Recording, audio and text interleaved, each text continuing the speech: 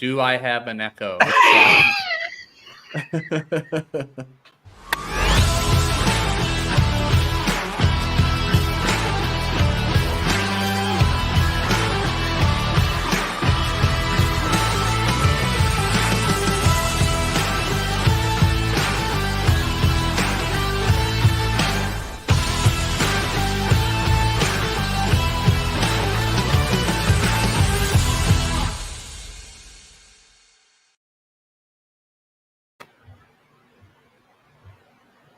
Welcome back to the podcast. Welcome into another episode of the Triple Play Fantasy Baseball Show, a proud member of Underdog and the Underdog Fantasy family.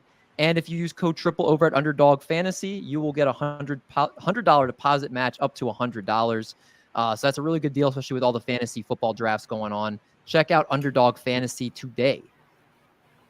Welcome back into another episode of the baseball podcast here at Triple Play Fantasy. We got the full cast tonight. We got Marty Party, Doc, and Little Cheesecake. Kind of unexpected to have all of us here tonight. Behind the scenes, we weren't sure we were going to make that work. But we made it work tonight, and we're here to talk some waiver wire pickups, some sleepers, some pitching streamers as we get into the All-Star break, the unofficial halfway point into the season. Marty Party, how you doing tonight, man? Man, it's great to be here. I can't believe it's already the All-Star break. And in one way, it feels like it's been an incredibly long season, but at the same time, it's flying by. But yeah, all is good over here. Doc, what about yourself? Been a busy boy over there? Been a busy boy. The grind does not stop. And I'm counting every day. I'm following baseball probably the closest I ever have.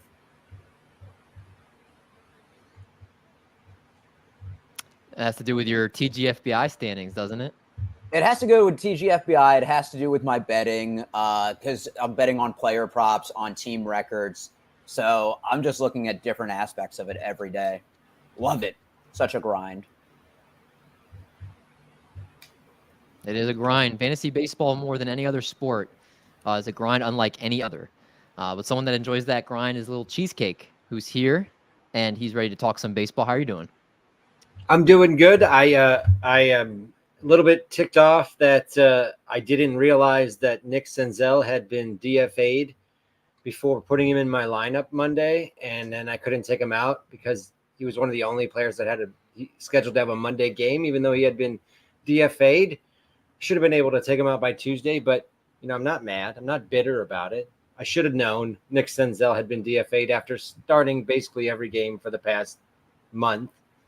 I should have known it wouldn't last, but I needed him on my roster. I was out of players. So other than that, doing much better. About to surpass David in our home league. David, I'm going to catch you in like a week or so, I think. So, wow. He already called. It's good. Wow. He already called a win against your opponent, and then for me to lose to Eric. You already called it. Well, I can't actually. Eric's on such a losing streak right now. I don't know if I could actually say that he's going to. Eric's the defending champion, going to be in the playoffs. I'm just chilling till then. TBT to 1.5 weeks ago when we talked about Nick Senzel. Yeah. Oh yeah. We were talking about. Yeah, we knew he wasn't going to last, but I hadn't gotten the drop in on my roster yet. I don't know. He was just one of those players that stuck around. I didn't get a waiver wire for him. I don't know. There's got to be a name we come up with for someone who's like, where you go, how is that guy still even rostered on my team? Why did I not figure out a drop for him yet? I don't know. There's got to be a name for it, like a nickname for it. It reminds me of the equivalence of getting Badood last year and bring out your dead. Yeah. It's like you got smoked with the player that like shouldn't even have been on your roster anyways. Well, we make some good calls, some bad calls, but we were collectively all on a Nick Senzel being a cut. I believe that was a question we had in the live chat, was asking about him. But we move forward to this week, and I wanted to start off. Marty did a good job of putting some guys' names together. I think that we should start off with before anything. And that first person should be Matt Wallner. talk about tonight. Really high K rate, not playing against lefties, and he's got the power of probably as good as anybody in Major League Baseball outside of Aaron Judge. Has 2 homers already this week, even though he is hitting at the bottom of the Twins lineup. Marty, you think he's a must-add in 12 or 15 team leagues? In 15s, absolutely. I picked him up in both TGFBI and Glarford this week. I mean, he hit the ball 116.8 miles per hour. That puts him in the top 3 percentile. So the K rate is 46.2 so far in his 35 at bats, 45 plate appearances so far at the major league level. But he was ranked 3rd overall with 19 home runs in the minor leagues. So, the power's legit. He comes here. You already touched on it. He will not play against lefties. He only has 1 at bat against the lefty so far, and he struck out. He's 3 for 6 today, though. So if you're in a daily league, I think he's valuable. You'll be able to slot him in when the matchup's correct. And in a 15-team league, he's definitely a must pick up. A 12 weekly, maybe your last hitter. I think that would put him in a good spot. Yeah, I mean, he's not going to give you a lot of categories. Batting average is not going to be great. Hitting at the bottom of the lineup, so his runs and RBI production potentially also not great, but he will hit home runs. If he plays a full season, Matt Wallner's the type of guy that will hit 30 home runs. Obviously, he's starting to get playing time now. The Twins don't have much thump in their lineup without Royce Lewis in there, so he's somebody that is going to step in and I think continue to play against most righties, even with that abnormally high K rate, because they need the power. So I think he's a great pickup, as he's shown already this week. Sticking with the Twins, though, somebody else that's kind of really come on the scene, one of the Twins' top prospects, Doc, Brooks Lee, who you said you were a Brooks Lee fan when you texted me today. Is he rosterable and somebody that should be talked about in pretty much almost any format? Brooks Lee is a stud. Somebody I got off the waiver wire in TGFBI this week. In the Twins doubleheader, hit 6 the first game, hit 1st the second game. On the season, 364, 2 homers, 9 RBIs. And I think the Twins have a sneaky good offense. Now they can go through cold stretches, but they won 12 games earlier this year, and a lot of it was based on their offense. And he's somebody that I think valuable long-term, plays shortstop, not a lot of power there outside the top tier. So I think if he's still available in your league, he's somebody that you add immediately. Yeah, not necessarily going to have a ton of power, but he's someone that doesn't strike out a ton, gets on base, kind of a very high floor, lower ceiling type of player, which I think is very much rosterable in fantasy. It's someone you could plug in your middle infield spot. And he's doing things for the Twins right now that they need from him, which is getting on base, and he's producing. So I think he's definitely someone. He struck out 13.8% of the time in AAA. He actually cut his K rate down from single A to AAA. That's what I'm saying. Yeah, is he doesn't strike out a lot. He gets on base. He's not going to hit 20 to 30 home runs, most likely. No, but he's not even going to get to 10 this year, I don't think. No. But I think in the future, I could see him getting to like 15-ish potentially. You want to make a side bet, Art?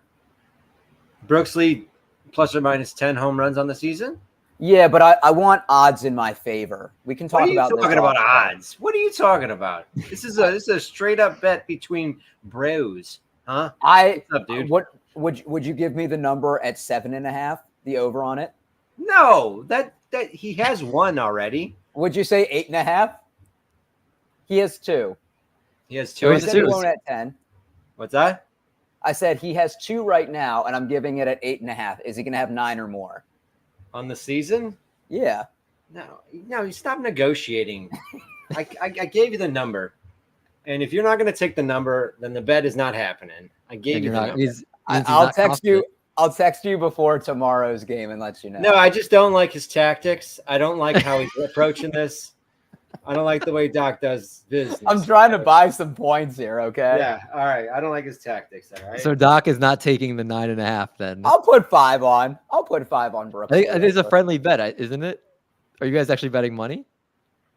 I don't know. Well, I feel like if it's a friendly bet, I have nothing to lose. All right, so then it's a friendly bet, so take the 9.5 then. I'll take the 9.5. Yeah, it's a good bet. And our Our guy Vinny says Brooks Lee is making him eat his words. So Brooks Lee out here balling. You know who I wish was balling right now is our guy Aaron Savale, friend of the pod, expert chef in the kitchen.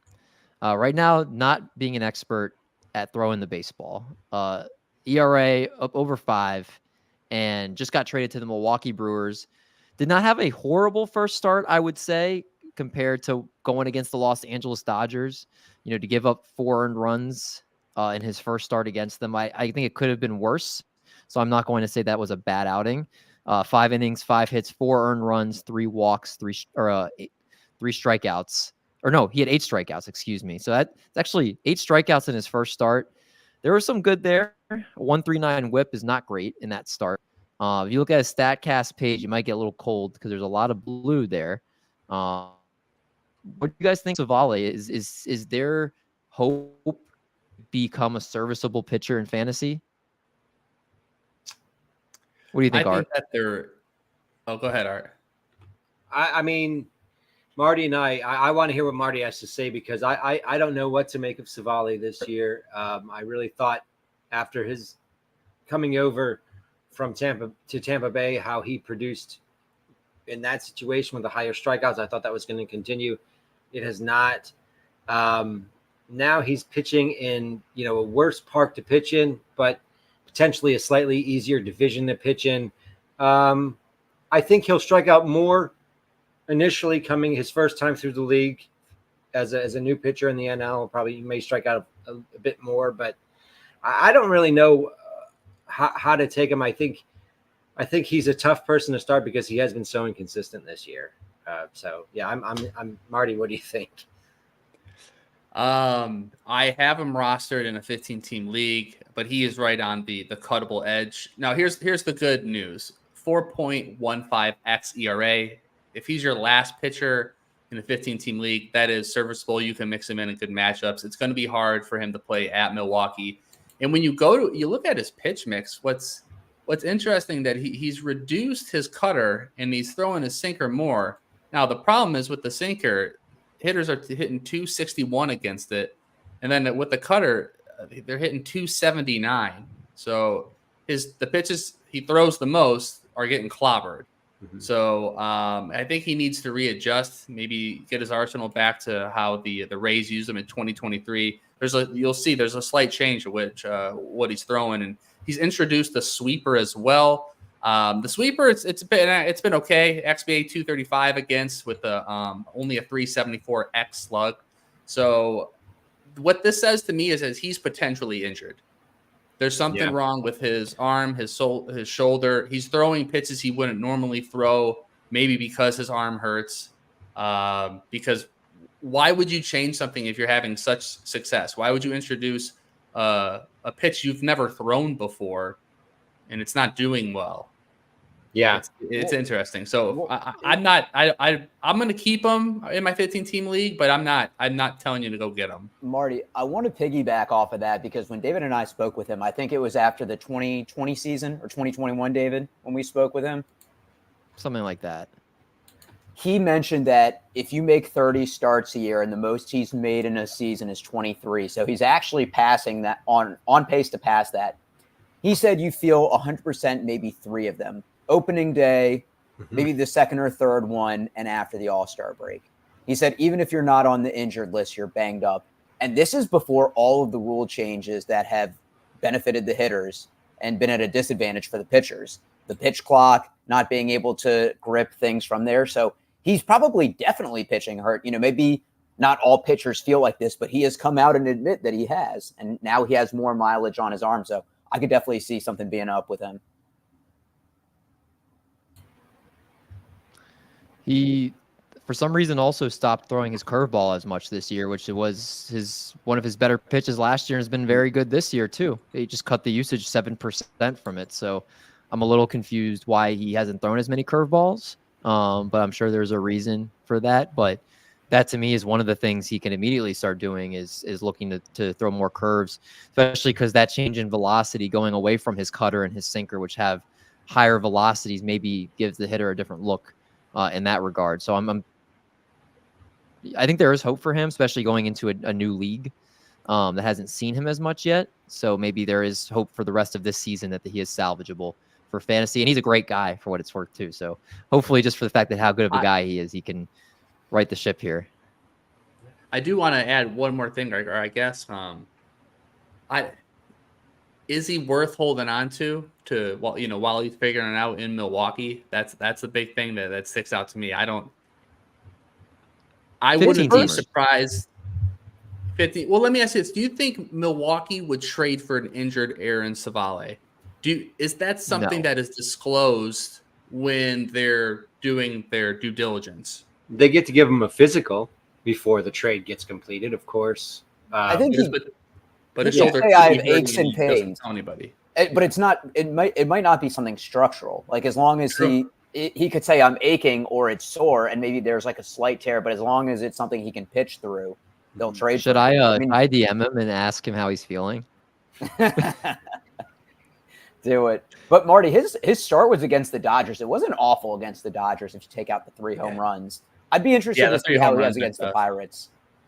Yeah. I don't put too much. I tweeted that, like, welcome to the he's finally going into the NL and he has to play the Dodgers first game. Like, welcome to the NL, buddy. That's rough. But yeah, 3 homers scares me. Get ready to go to the NL, buddy. Yeah. I think we'll wait and see with Savale. I think in 15 teamers, you give him a couple more starts. I don't think he's rosterable right now in 12s or shallower than that. I agree with that. Before we continue, I did promise for those that are watching for this specific reason that I would give out an NRFI pick for the last 3 games going on tonight. And my pick for tonight is the Blue Jays at Giants. No run first inning. So if you want to put that bet in, I just put a unit on it, which for me is $50. And if someone comments winner in the live chat and it hits, I'll do a giveaway for somebody tomorrow. And so that's the bet that I'm taking. I think all those games start in about 10 minutes. So if you want to put that in real quick, ride with us, triple play bet tonight. We can go ahead and rock that. And if you're listening to this on the podcast version, follow him on Twitter so you can see when he tweets out about it next time. At DMendio2. I mean, if you're listening to the podcast, get them right. It's crazy. Hope so. What was I? So far, I was 20 of 25 today. I did bet on the Twins White Sox. It hit. I didn't put that out publicly though, so I can't count that. And then I went 1 out of 2 on the puns I posted today. David, have you this Spider-Man meme where all 3 are pointing at each other? Yeah. Your MLB one is no runs first innings. Your NFL one is betting on 4-string wide receivers to score a touchdown. And your NBA one is live betting someone to get whatever triple-double stat they need at halftime or early third quarter. Not wrong. That's pretty good. Someone make that a meme. All right, let's go on. And next player on the rundown we can talk about. Parker Meadows recalled by Detroit, but he got hurt and he's going to go on the IL with a hamstring strain. Marty, he was looking good in the limited amount of time he was up, kind of delivering on that prospect promise in those couple games. Are you holding him while he's on the IL? Is he worth holding in an IL spot? Or if you don't have an IL spot, are you going to try to keep holding on to him?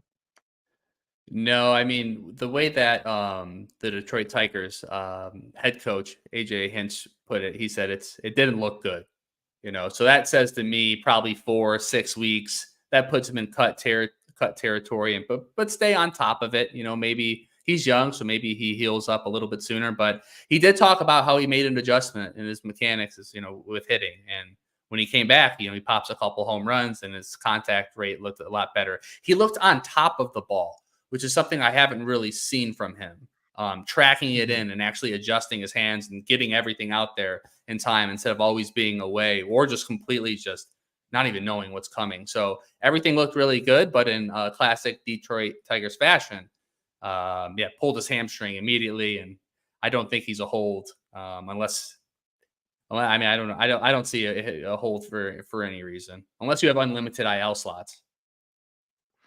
Yeah, I think that's a big caveat, and it's interested seen too much of an update yet in terms of the severity. But for right now, we'll hope that it's on the shorter end, even though it doesn't sound like it's going to be by the comments made. Tigers were hitting Bybee tonight pretty well. Not good. Not good for our Tanner Bybee shares. Even though Bybee did salvage it with what were you saying? Oh, I was just gonna say with Bybee, I had him and Reese Olson on the at the same time, so on the same team. So it was cool going up against it. But Tanner Bybee has these every 3 or 4 games, he kind of has a little bit of a blow up. But the last 2 months he's been super solid. I think it's more of the fact that the game was, I don't know, maybe early games. Who knows? Sometimes that affects pitchers. Yeah, I mean he was a little rough early on, but he still ended up going 7 strong innings, 4 earned runs, 8 strikeouts today. Not quality start, but definitely a serviceable start for fantasy, no less. And his strikeouts have been really up this year, which I know was a concern for people going into the year. He's, I believe, in the top 5 in the American League in strikeouts right now. So he's really kind of coming to his own. He's not going to win the Cy Young like Eric and I bet on before the season, but Eric did actually cash out positively in that bet and has very much looked a lot better. So we'll see what happens with him, but definitely was a good fantasy pick as of right now where he was drafted. Our guy Eddie Buzz in the house. Thanks for being here, Buzz, especially on a day that we're normally not here. We'll be back on our normal scheduled programming on Sunday. So hopefully everybody that normally tunes in will get us on the normal night. Next player we'll talk about, Josh Smith of the Texas Rangers, who was moved into the leadoff spot. He's been arguably the best hitter all season for the Texas Rangers. He's got 8 home runs, a 296 batting average, and nearly 400 OBP right now. 4 stolen bases also. He technically could be on pace for, if he plays a whole year, close to double-digit steals. Across the board, an above average hard hit percentage, just about league average hard hit percentage, Kang under 20% of the time. What do we think about Josh Smith as he's become a hitter that the Texas Rangers are relying on heavily? Is he somebody that you're picking up in a 15s or 12s? He's already rostered. Even in 10-team leagues, maybe are we looking at him just in the fact of him hitting leadoff? What do you guys think? I think that he makes a lot of contact. If you look right now, he's batting 294, but 296. His XBA is 243. So it's like he's really getting lucky on that contact. However, anybody who's hitting in the top 3 of their lineup, he's hitting leadoff today. He's been hitting the top 3 for the past 3 weeks. Anyone hitting up there in their lineup is worth rostering, especially on a team like Texas, which, has a lot of talent and can put their scores on the board. I think you got to ride this till it falls off. He's not doing much to make me think that this is really legit, but he's hitting in a good lineup and he keeps getting it done for now. So, until the wheels fall off. It's funny. We thought Evan Carter or Wyatt Langford, and the answer so far has been Josh Smith. Yeah. I don't know. Wyatt Langford's been coming. But for the season, Don't sleep on my guy. No, he has been. Guess how many stolen bases Marcus Semien has? I don't know. He has 2 or 3. He has 3. And this is somebody that used to draft for that speed, for the power and speed combo. And I think he's hitting 232 this year. He has 12 home runs. So the Rangers view him as more of a power hitter, especially with Nate Lowe not having the power upside that they thought coming into the year. So to me, on a team that doesn't steal as much, I don't see why they would move him out of leadoff. He's shortstop, third base, and outfield eligible on ESPN. Stay with him for a second. Is Semien the number 1 buy low in fantasy right now? I feel like he always at some point goes through a hot stretch and his end of season numbers with 600 plate appearances end up being very respectable. I feel like he might be the top buy low in fantasy baseball. It'd be tough to buy low on him. He hasn't had an awful year. 232 and the 3 steals aren't good, but 12 homers and 50 RBIs, 59 runs. It's pretty good. He's been healthy. I mean, maybe people thought there were going to be more stolen bases, better batting average. He is a good buy low. I think if you could get him, I bet he's going to produce more in those departments from this season point on. Trying to think of who else might be a good buy low. I'm trying to think of Julio Rodriguez. Yeah. Mine. Yeah. He had a good game today. Somebody the Window's other probably day in my closing. DMs, someone in my DMs, when he was hurt, he went to get the MRI done before, like when he had his quad injury. The guy offered him Julio Rodriguez for Bailey Ober. And he said he thinks the guy was he said the guy was panicking because obviously if the MRI comes back and it's significant, then you're kind of out of luck. But if it comes back and it's clean, then you're getting a steal. So I kind of told him, I was like, look, I would take that trade. Yeah. I said, but just know that like out. And if you don't take it and it comes back clean, he's probably going to pull it back. But he's probably offering it thinking of the worst. And then it would suck if it was significant and he's going to be out for a significant amount of time. You basically gave Ober away for nothing, but you said you have to take that chance. Yeah. Wow. That's a tough call. Sure. That's a really tough call, I think. Because if your team is in a decent position with Ober, making that boomer bust move, it's not something I would be loath to do something like that. If I felt like my team was in a good position, I wouldn't take a risk like that. But if I was like down in the standings, like Eric, I would make a trade like that. With when you're defending champ, you ride it out. So we have Art's answer. So Art, before you continue, Eric, we have Art's answer. It depends on where he's at in the standings. If he's in the top of the standings, he is not making that trade. Marty and Eric, is there any scenario where you're not making that trade? Has the ruling came back on his MRI? Do we know yet? Yeah, he played today.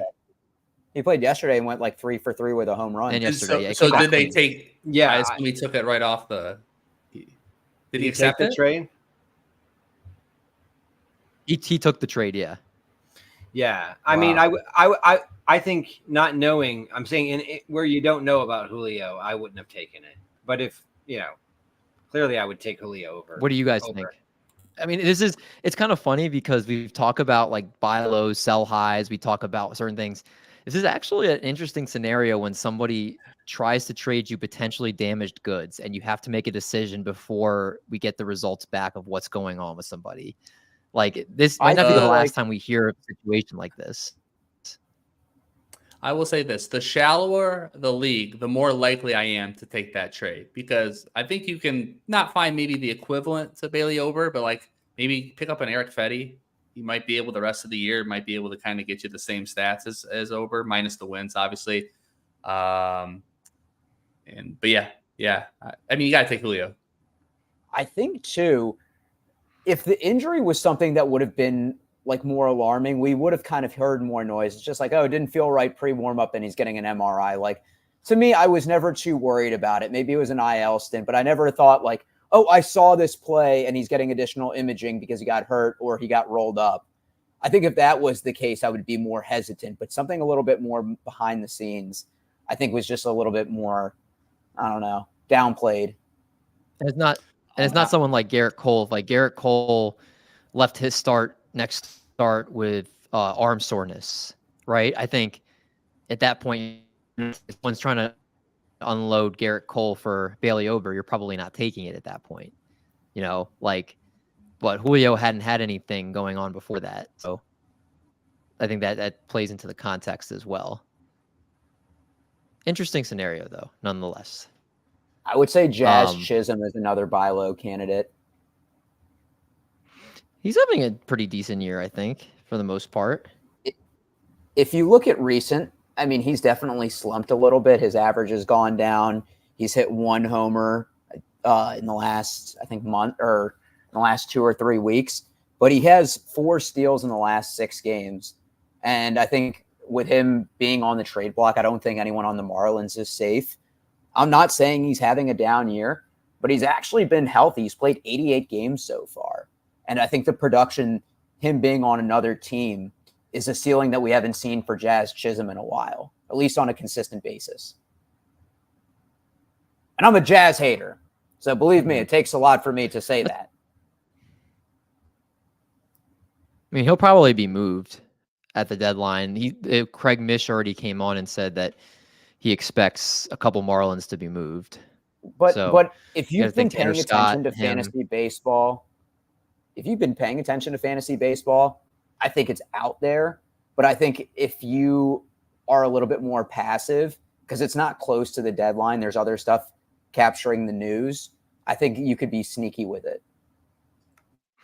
I completely agree. What I like Jazz right now. Two things that stick out. Number one, his strikeout percentage was 30.8 last year, and now it's down to 24.9. So that's trending in the right direction. Plus, his walk percentage increased to 8.7. So striking out less, walking more. The barrel rate's still there. I mean, he has 11 homers and 18 stolen bases. If you bat in 256, everything looks great. And yeah, if he can go to a better lineup, even better. I think he's a really good buy low candidate, knowing that at any point it could all come crumbling down because of his injury history. So you got to build that into how secure are you in the outfield. Yeah, that's fair. I want to get to the boy because I don't always do that where I put someone on the cover and we never talk about that specific player. I do want to talk about the specific player, Ben Rice. What are you guys thinking about him? The most added player across all fantasy leagues right now, 28.8% added over on ESPN. He's coming off of a 3-homer, 7 RBI game. His 3 games after that, he's one of his last 13 with a homer. What are we doing with Ben Rice? Is he a must add? And we'll go 15s. He's already, I'm sure, but in 12-team leagues, is he a must add? And is he somebody, if you do pick him up, that you are trying to sell high on? Because we don't know how smart is what he's doing sustainable? I mean, 5 homers and already just pretty much in a month of big league action. He seems like he could be a legit player, and he's hitting at the top of the Yankees lineup. What are you guys doing with Ben Rice? Well, I can tell you that he's striking out sub 20%, got a double-digit walk rate. He, again, like I told you, line of context, the Yankees offense has been absolutely awful. If you look at basically their 6 through 9 hitters. So he has room to struggle even a little bit because besides Judge and Soto, nobody's been consistently performing. Verdugo has been awful. Trent Grisham's been bad. Jose Trevino has been really bad. They don't have the bats right. He's the only legit threat right now. Volpe's been slumping for the most part. They moved Volpe down in the lineup. He's been hitting leadoff up until Ben Rice took over. I think Ben Rice, just for the fact that they don't have many other options, that he is going to continue to be in the top 4 or 5 every day. And he's going to be hitting either in front of Judge and Soto, or he's going to be hitting right behind them. So I do think he is somebody that you should add if he's out there. And if I added him, I'm not actively looking to trade him, but if someone gives me an offer that is pretty good, that I'm not going to be hesitant to move him. But I think Ben Rice definitely needs someone you need to pick up. Ben Rice, to me, his hot stretch reminds me what we saw from David Fry earlier this year. Catcher, first base eligible. Fry has outfield eligibility. Ben Rice, 12.6 walk David Fry, 12.6 walk percentage, 20.4 K percentage. Ben Rice is 11.6 and 18.8. So very similar. Hot stretches where they're hitting for a decent amount of power, but can also go through cold stretches in a good lineup. When you look at the Guardians, he was hitting in front of Jose Ramirez and Josh Naylor, who are having, I won't say as good a year as Judge, but those two together are having probably a top 2 duo. I think he's an ultimate sell high guy. I think he's someone that we might see get a little bit cold, but will still have the at-bats. And that's kind of the situation I'm debating with David Fry right now is he's still playing 60, 65% of games, but the production he's giving you now compared to a month and a half ago is pennies. Yeah. I think with Rice, I'm looking up his minor league. I'm not a prospect guy. He was old for level at all of his minor league stops coming up because he was a college hitter who went 4 years. And so like hard to know what to trust on his numbers, but his power has been good. His home run per fly ball now in the majors is in line with his minor league home run per fly ball. His BABIP is actually low. I don't think they're going to. I think they're playing JD Davis right now against lefties, so he does have platoon concerns. But I like him, and I'm ticked at myself that I didn't pick him up when Rizzo went down. So he's been great. I think against righties, if they keep him in there against just righties, I think he's going to continue to produce in that role. Yeah, I agree. What about moving on to another popular ad? Brenton Doyle, 13 homers, 39 RBIs, 20 stolen bases. He's arguably been one of the best pickups in fantasy this year. He's been hot, and he's been at Cincinnati. Has a hit in each of his last 3 games. Had 2 homers yesterday. Just looks like a flat-out fantasy stud right now. Is it safe to say that in any roto format, whether it's 10-team or higher, he should be picked up? Because I think he's one of the more legit ads. Absolutely. I think this is a breakout for him. That everyone, there was a lot of people who thought that he might be a good breakout last season when he was called up. His K percentage is down from 35 to 24%. His walks are up from 5 to 9%. His chase rate is down to help with that strikeout rate. His zone contact is up to about league average. He's hitting less grounders. He's hitting the ball more solidly. His XBA is in line with his 279 batting average, 265 XBA. That's pretty legit. I think this is for real. I think he's not just a Colorado only play either. Yeah, he's been really good. I want to get to. Go ahead, Doc. I was going to say he's tied for 7th in the majors in stolen bases with 20 because I looked this up the other day, and that's what really jumped out to me. And that's without any steals in his last 9 games. So the fact that he is such a great steals threat, and we thought steals would be up around the league. Ellie De La Cruz has really slowed down. He has 45. Nobody has more than 30. And we're more than halfway through the season. We're about 60, 65% in. So those steals are more valuable. I think we saw a huge spike last year. So just for that reason alone, and then you throw in half the games he's on cores.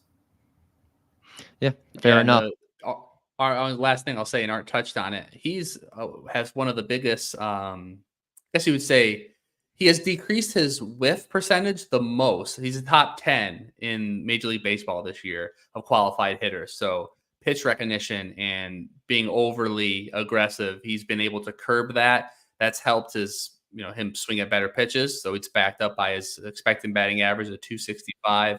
And now his walk percentage is up from 5.1, which is a league low, to 8.7, which is now that's around league average. Yeah. Another more sustainable than you would think. I want to get to some of Eddie's questions here. Eddie Buzz brings us a couple questions in the chat. Your thoughts on possible deep league sleepers, 18-team? I'm looking at Jacob Wilson, AJ Puck, Jordan Lawler. Well, I can tell you Jordan Lawler's out the next 6 to 8 weeks with a hamstring problem. So I can tell you don't pick up Jordan Lawler. He will be not one I would look at. Jackson Jobe, some high upside stashes available in his leagues. I would not pick up AJ Puck as well. Why? I mean, are you hoping that with Tanner Scott leaving, he go back into the closer's role? Yeah, but I'm with Art. But he was already not doing well in the closer's role before that. What are you talking about? He was doing well last year, and then they tried to make him a starter, and he sucked. And he's been good as a reliever since. Has he been good this year as the reliever? Maybe I'm since he's come off the IL. Yes. Okay, I'm thinking maybe earlier in the year. So I guess AJ Puck if you need saves. Jackson Jobe, I think, is not a bad ad. I don't know when he's going to get. He probably won't get called up till September. He says an 18 team, $1,000 per team league. Yikes! Wow, that's Big balling.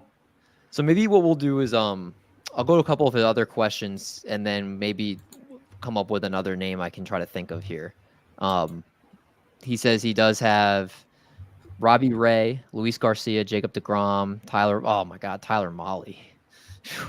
Stashed in one So league he's or another. stashing. he's Definitely stashing quite a squeezing few. Robbie Ray. Yeah. I like Robbie Ray. He's probably my favorite stash right now. He was actually having really good control in his rehab starts too, which was a big Gosh. deal. Jacob Wilson is hitting 461 this year. That other guy, Jacob Wilson, 461. That's crazy. I don't. Well, is that how many levels is that? I don't know. But I don't know what Oakland's going to do. So would Oakland bring him up? I don't. We need Vinny here for that question. And then Eddie Buzz says Ben Rice he thinks is Kevin Moss. Kevin Moss. Yeah. 2.0. Ben Rice, yeah, I think should be is a good pickup there. Should be Kevin banned Moss from fantasy had baseball, anything. one good half season. That's that. I think that's what he's saying. Eric Moss Bedard. had one good half season and then never a good season again. Does Eddie know that Marty plays in a 10-team league? Yikes! He'd have my head. I do, for what it's worth. I do like 12 teams, 12 and 15. I don't really play 10, and I don't really like playing more than that, just because I think, like you said, Eddie, 10 there's way too much talent, and then 18 I feel like that league must be so intense because there's pretty much almost nobody out there to pick up if in an 18-team league. Well, I will defend my 10-team league as I often do, and I love doing it. What I do like about it, you have to make some tough decisions. You know, you have to go, especially head to head. You got to stay on the schedule. I know, tisk. That's good. So yeah, that's just a really fun part. Having to make those decisions every week of like who you would normally keep in almost every league, but in a 10-team league, they got to go. You got to move it quick. So yeah, I like riding the hot hand more. Yeah, that's fair. What are you looking at, Doc? Oh, that's funny. What do you guys think? Any other players you guys would like to bring up? I know we talked about a couple of the bigger names, Ben Rice, Brenton Doyle. We talked about a couple others on here. Say some prayers for Cody Bellinger and his hand hit by a pitch today, getting everything looked at. Man, your Cubs just can't catch a break this year, huh? I mean, well, I think we were up 3-0, going to take our second game against Baltimore. Looked like trying to dig out from the hole we built in May and June. So if we lose Cody, we're in trouble. We're in big trouble. Well, it's been rough for this. Although Shodi Managa's been a lot better than people thought. He's been great. Yeah, I have him in a lot of leagues. So I took the same swing with Kodai Senga last year. I think the level of baseball over there, because you're able to also track, his stuff plus, coming over for the World Baseball Classic, it's really giving us players over here the opportunity to be able to like more fairly evaluate those players. And I think so far it's worked out for each player. Yamamoto, I think he's living up to what maybe he's getting paid like he's the best pitcher in baseball. He's not that, but he's still really good. But I did want to ask, and I'll give you guys an opportunity to kind of look at whatever you want to. But for Reese Olson here with the Detroit Tigers, so he logs another quality start. He has quality starts in 4 of his past 5 outings. He rarely gets a win, but so far he's got a 3.30 ERA, a 1.18 WHIP, 92 strikeouts, and only 29 walks. How do you evaluate him? Are you looking to sell? Would you sell him? Do you hold him? What do you guys think there? He's stressful for me, but I own him. He hasn't given up a first run this entire inning. or a run in the first inning the entire year. There you go. I mean, I think he has a couple of really good pitches. His fastball stinks, but his slider and changeup are both really good. And the sinker is a better than average sinker. So, when you're rocking two really strong secondary pitches, and you could throw a sinker, it doesn't. He throws a four seamer less than 25% of the time. He's got a nice arsenal mixing it up. I think he's just a good pitcher, to be honest with you. So I'd keep him. Feels like David, he what do you pitches to a think? lot of contact every time I watch game day. I think he's serviceable. I probably am not rostering him anything outside like a 15-team league. So looking at his fan graphs, I'm looking at his expected stats. So xERA of 3.48, a FIP of 2.96, and then an xFIP of 3.54. So he's somewhere around a 3.5 pitcher, which is valuable. And I'm looking. Let's look at innings. So he has 95 innings pitched so far. Last year he did. What's that? 136. So how many? So you think he'll probably go to 150? That probably gets him to September, right? I think he's probably going 5-6 innings. I don't think there's any concern of his innings is what I'm getting to. So I would be comfortable holding him, but I think he's more of a 12. I think he's viable in a 12-team league, Absolutely. especially at home. What do you guys think of Eddie saying Yamamoto is going to go down as one of the worst contracts ever? Just that's hard to say because you got to look at it money wise. So how much money are the Dodgers getting from different markets that they normally wouldn't? So you got to look at that. Now, if we strictly like on the field dollar per win, I don't know. He's been great for fantasy. That's the only thing I've been thinking about. What was the whole contract? Like 300 something million? Like 10 The years. highest paid pitcher of all time. Yeah, it was like. But a lot 10 of years. that was like the purchase agreement from his Japanese team, right? It wasn't like that's part of it. Yeah, like he's not getting the whole cost it took to acquire him. Like there's like a posting fee or something like that. I can't remember exactly. That's true. Yeah. I think he's solid, but signing a pitcher to a 10-year deal is just crazy in this economy. I agree. Like these long contracts in baseball, they don't do it anymore. Yeah. Was it one of the deferred? I mean, when you look at his stats, though, I mean, almost a 28K 28K percentage. He could have a great 3-4 years, and then year 7 it suck. And did you guys see that Jordan left with a hip injury? He leaves once a week, I swear. He got hit on the knee last week. Yeah. All these scares about Jordan. Yeah. Not good. Not good. Well, guys, any last other things you want to? I know we're coming up close to the hour mark here, but I have a new theory that guys that are named Tobias are wild cards, and there are 3 I know: Tobias Harris, Tobias Myers, and Tobias from Arrested Development. Tobias Funke. I was hoping you'd save that. Yeah. Tobias Myers is I like him. I think he's a decent streamer, like a team streamer. I think he's pretty decent. We were talking about possibly bringing up Eric Fetty, and I thought if you're gonna bring up Fetty, you got to bring up Tobias Myers because he's pretty decent too. He's a bit Fetty-ish, and Fetty-ish. He's Fetty-ish. I have a Fetty-ish for Eric Fetty. I think Eric Fetty's going to get traded. So that's one. That'll be good. Yeah. Well, we will see. Eddie asked when we're going to be back on live. We'll be back on Sunday. Sunday we'll have our normal show. I'm sweating out this NRFI right now. I was wondering if we were going to end the show with this. So for those that are listening live, it's 1st and 3rd with 2 outs. I'm glad Eric's watching it too. And Michael Conforto's up. Well, come on. I know where David's mind is at. David is an addict. It's going to be Sunday at 8:00 p.m. Eastern time, most likely. We're actually going to potentially do another collab with the Palazzo podcast. I'm going to DM them and see if they're around this Sunday.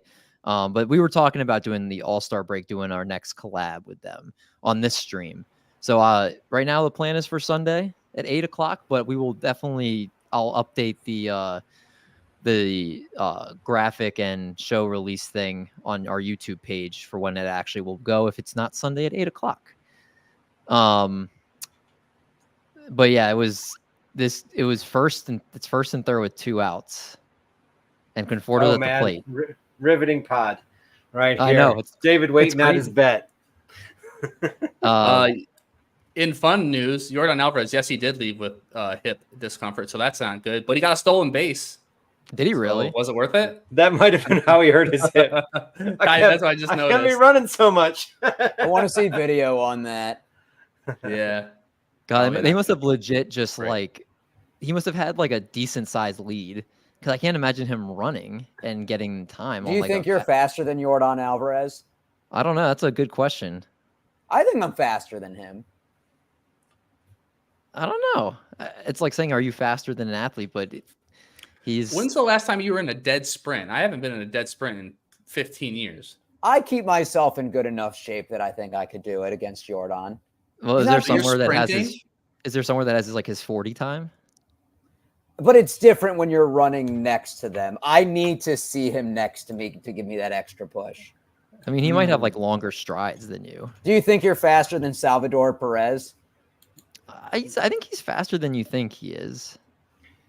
So 26 miles per hour, 25.9, 17% sprint speed for Yordan Alvarez. He got old knees. He's got no cartilage in his knees. I've never been clocked on miles per hour on my sprinting, so I don't know. The Astros are a cheating organization. I don't trust what numbers they're putting him running at. That actually sounds pretty fast. Fuck! I would say if you're this is a good time to end the podcast when David.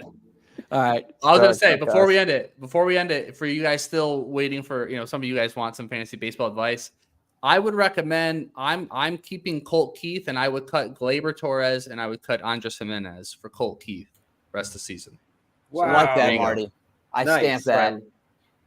I stamp that. That's where I leave. That's where I leave you, listeners. There we go. All right. For a little cheesecake for Doc. For Marty Party, I'm D. Mendy. We're going to make like a bread truck and we're going to haul these buns. We'll talk to you guys next week.